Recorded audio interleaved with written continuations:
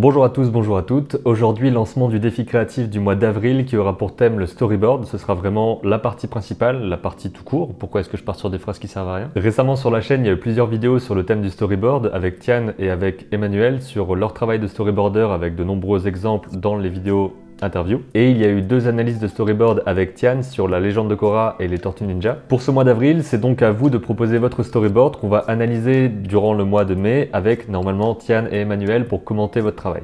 Au niveau des contraintes, il y a différentes choses. C'est pas forcément un storyboard que vous avez fait pour ce défi spécifiquement. Ça peut être un storyboard pour un court-métrage que vous avez depuis quelques temps. C'est pas du tout un problème. L'histoire et la mise en scène est évidemment complètement libre. C'est tout le but de voir comment est-ce que vous allez raconter telle ou telle histoire. Et si vous n'avez pas d'histoire à raconter, on peut vous donner quelques petites contraintes pour vous guider et vous permettre d'avoir un petit prémisse pour raconter votre histoire. Vous avez donc le choix, faire une histoire complètement libre ou utiliser une des trois petites introductions que je vais vous proposer là. Première introduction possible, un personnage rentre dans une auberge. Deuxième intro, deux personnages marchent dans un endroit et vont tomber sur un ou plusieurs autres personnages qu'ils vont devoir confronter.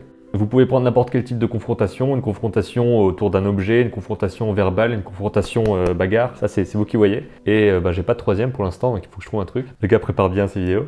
A few moments later. Un personnage tombe quelque part, la chute c'est vraiment le départ, et ensuite il se passe des trucs. Voilà, avec ça vous devriez faire chacun et chacune une histoire complètement différente les unes des autres, parce que vous avez plein de possibilités à partir de ces prémices. Par contre au niveau technique, il y aura peut-être un peu plus de contraintes, parce qu'il faut mettre une mise en page de storyboard, tout simplement, donc soit en planche avec différentes cases sur une page, et ensuite vous faites un PDF, soit un fichier par panel, donc un PNG dans un dossier qu'on pourra ensuite défiler. L'important c'est qu'on puisse vraiment défiler les choses nous-mêmes pour voir le déroulé de votre histoire, ou éventuellement, mais c'est pas une obligation, d'en faire un animatique, donc d'en faire une version montée animée, qui est normalement pas le travail du storyboarder ou de la storyboardeuse, mais dans ce cadre-là, pourquoi pas faire, si vous le voulez, un petit montage, histoire qu'on ait un film basique en storyboard à regarder. Et en termes de durée, il faut pas que ce soit non plus un long métrage en storyboard, on pourra clairement pas regarder tout ça. Donc je dirais en gros de storyboarder une scène, plus ou moins longue comme vous voulez, mais si c'est un animatique, il faut pas qu'il fasse non plus de 30 ou 40 secondes. Vous pouvez y mettre des dialogues si vous voulez, ça vraiment c'est comme vous le sentez, comment est-ce que vous voulez mettre les dialogues, renseignez-vous sur comment ça se fait dans l'industrie pour récupérer un petit peu ces codes-là. Où est-ce qu'on place les répliques dans l'image, est-ce que vous voulez carrément faire du doublage, ce serait vraiment un truc beaucoup plus compliqué, mais c'est possible. Mais l'idée principale, c'est proposer un storyboard d'une scène,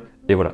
Pour nous faire parvenir votre storyboard, vous avez jusqu'au 30 avril. Et au niveau de l'envoi de vos participations, vous pouvez toujours tenter de mettre un lien dans les commentaires YouTube, mais il y a des problèmes et ça passe plus vraiment les liens. Je pense que c'est souvent considéré comme spam. Donc il vaut mieux m'envoyer votre travail par mail à benjaminserbet.com/contact, vous aurez un formulaire. Ou éventuellement par Instagram, mais c'est vrai que par mail, ça peut être un peu plus facile à archiver. Et je pense que dans l'absolu, ce sera surtout des PDF ou un dossier contenant des PNG ou un MP4 ou autre type de vidéo. Voilà, normalement vous avez toutes les infos. Je vous invite à voir ou revoir les interviews avec Tian et Emmanuel et les analyses de storyboard pour voir un petit peu comment tout ça fonctionne, avoir des conseils sur la conception d'un storyboard, comment est-ce qu'on décompose un plan en différentes poses, comment est-ce qu'on met en scène. Il y a aussi l'interview avec Nolwenn qui est sortie récemment avec des décompositions de storyboard pour comprendre comment tout ça fonctionne et aussi des conseils quoi. Vous avez de quoi vous renseigner sur cette chaîne au niveau du storyboard et bien sûr aussi ailleurs, il y a des tas d'exemples de storyboard en ligne, vous pouvez aussi décomposer des scènes,